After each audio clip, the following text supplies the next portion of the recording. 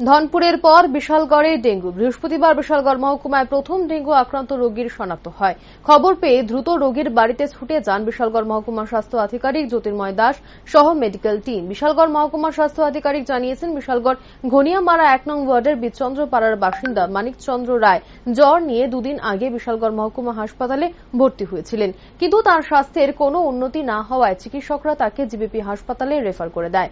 ওইখানে চিকিৎসকরা ডেঙ্গু পরীক্ষা করলে রিপোর্ট পজিটিভ আসে। বর্তমানে তিনি জিবিপি হাসপাতালে চিকিৎসাধীন। পরে খবর আসে বিশালগড় মহকুমা হাসপাতালে। খবর পেয়ে মহকুমা স্বাস্থ্য আধিকারিক সহ একটি মেডিকেল টিম আক্রান্ত রোগীর বাড়িতে ছুটে যায়। তারা ডেঙ্গু আক্রান্ত রোগীর পরিবারের অন্যান্য সদস্যদের সাথে কথা বলে এবং শুক্রবার এই এলাকায় একটি ডেঙ্গু পরীক্ষার শিবির করা হবে বলেই জানা যায়।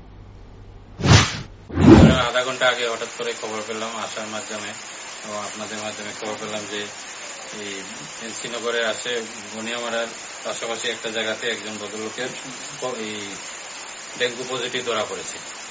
তো আমি জানার সাথে সাথে তৎক্ষণাৎ ডিসিশন করি যে আমাদের একটা র্যাপিড রেসপন্স টিম থাকে ৫-৬ জনের, অন্যান্য ডাক্তার সহ এমওআইসি, আদার মেডিকেল অফিসার, এমপিএস সহ আমরা ওই বাড়িতে এসেছি। ভদ্রলোকের নাম হয়েছে মানিকচন্দ্র রায়। তো আমি ওদের সাথে বাড়ির সবাই সাথে কথাবার্তা বললাম, বলে জানতে পারলাম যে ৪-৫ দিন আগে ওনার জ্বর হয়েছিল। তারপর উনি বিশালগড় হাসপাতালে গিয়েছিলেন চিকিৎসার জন্য। তো ওইখানে ২-৩ দিন থাকার পরে ওনার জ্বর কমে নেই। তো ওইখান থেকে জিবিতে রেফার করা হয়েছিল।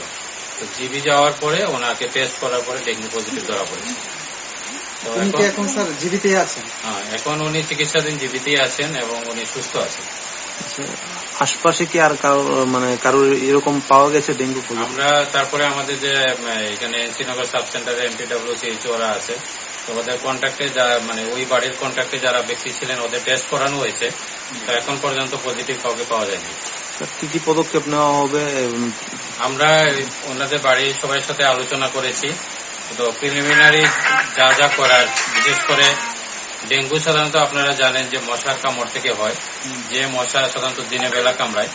তো এবং ওই মশার লার্ভাটা যেখানে জল জমে থাকে, বিশেষ করে রাবার বাগানে বা বাড়ির আশেপাশে যে জলগুলো আছে ওদেরকে আমরা পরিষ্কার করতে বলবো। এবং আমরা এখানে একটা ক্যাম্প করবো আগামীকালকেই, যে এখানে বাড়ির আশেপাশে বা আমাদের পাশে যে একটা সাব সেন্টার আছে, সাব সেন্টারে আমরা একটা ক্যাম্প করবো। তো আপনাদের মাধ্যমে এই এলাকার জনবাসীদের বলতে চাই, যাদের যদি কেউ কোনো উপসর্গ থাকে বা জ্বর থাকে তাহলে ওইখানে